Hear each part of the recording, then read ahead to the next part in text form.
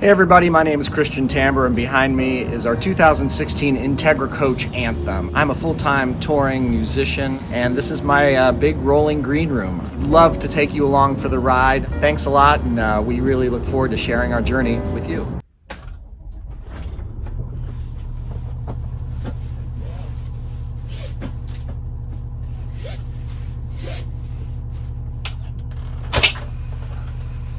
So we're going to talk a little bit today about negotiating tight spaces in parking lots specifically. I travel and do performances with the coach where I'm usually working around theaters and parking lots pretty frequently. And with the band or whoever's traveling with me, I'm always having to stop somewhere that is probably not ideal for having an RV. But a couple things to keep in mind when you're traveling and having to be in places like this is always, just being mindful of the cut, how you can kind of approach a turn based upon what the traffic pattern is and what you have the ability to do.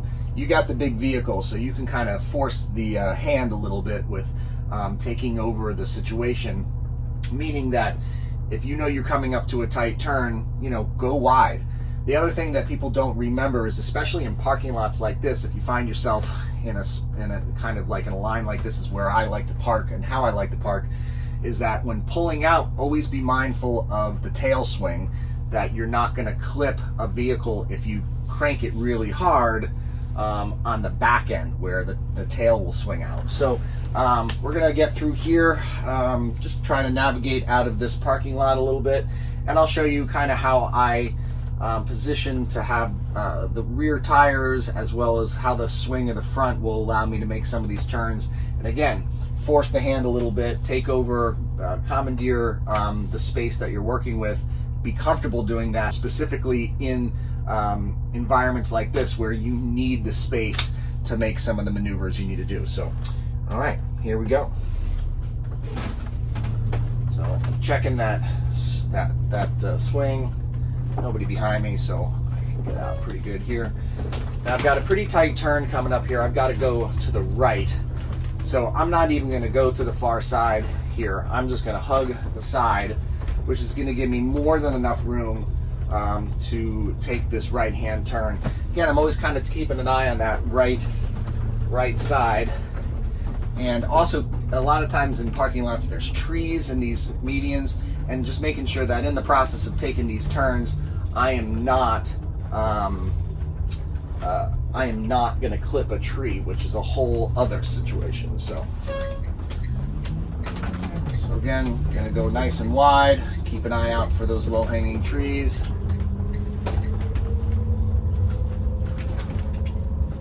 And then we got to go left here, so I'm going to let this guy go. Again, I always try to be as courteous as I can be, because people start waiting for things and they start getting impatient. But again, this is a great example of like trying to look down the line and figure out which one of these spots is going to be ideal to take the turn. So this one looks pretty good. I'm going to go nice and wide, really almost go right to the curb. Make sure that rear end does not clip those trees. Again, so this isn't a normal circumstance. I'm doing it kind of more as an example, but if I need to go right here, I'm going to go way far left.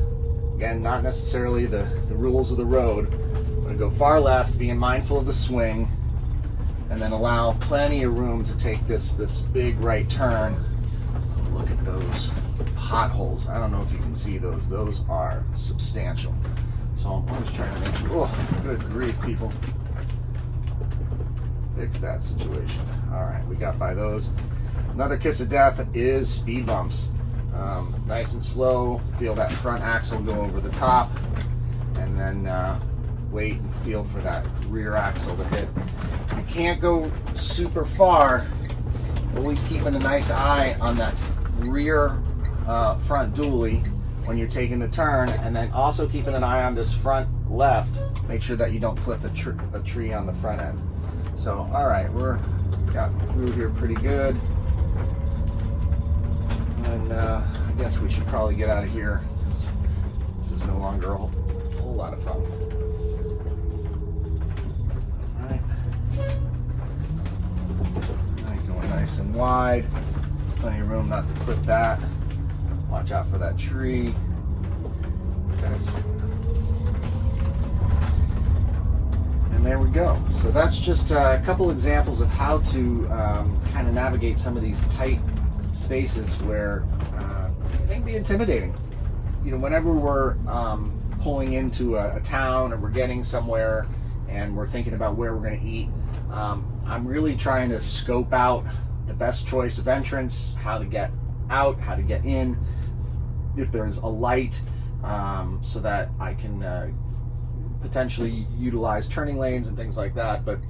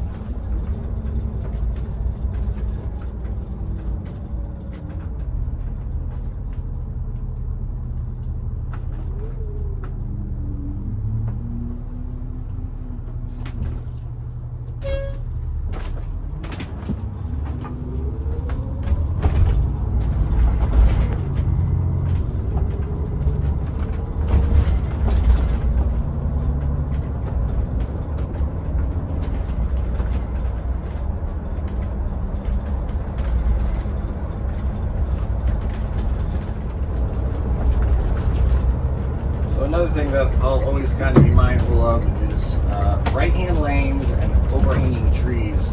You can see out here, these trees are low.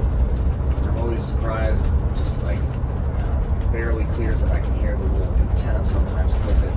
It stresses me out. So it is probably generally your only bet for avoiding any kind of major limb damage on the roof. The one thing that you're trying to manage through is the closer you get to the tree, the bigger the limb. Yeah, that's never good. So this is a pretty small downtown. This is going to be one of those situations where luckily right now there's nobody in this turning lane over here. But this is tough. In small towns, this is a small town that I perform in, a lot of times I do my best to, if I have to put it up on the curb, I'll do it nice and slow on that right rear axle. But my goal is to always try to make sure that I am not putting any unnecessary weight or curbage on those rear tires. Another thing in small towns like this, and really anywhere, is railroad tracks. They seem to just come out of nowhere.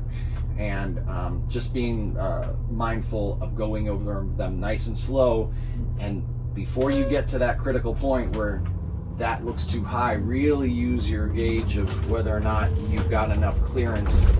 Most of them are designed to be more than adequate, but and nice and wide here. And slow is the name of the game. Hopefully this will help some of you guys as you travel around town and find yourself in some tight situations. So best of luck.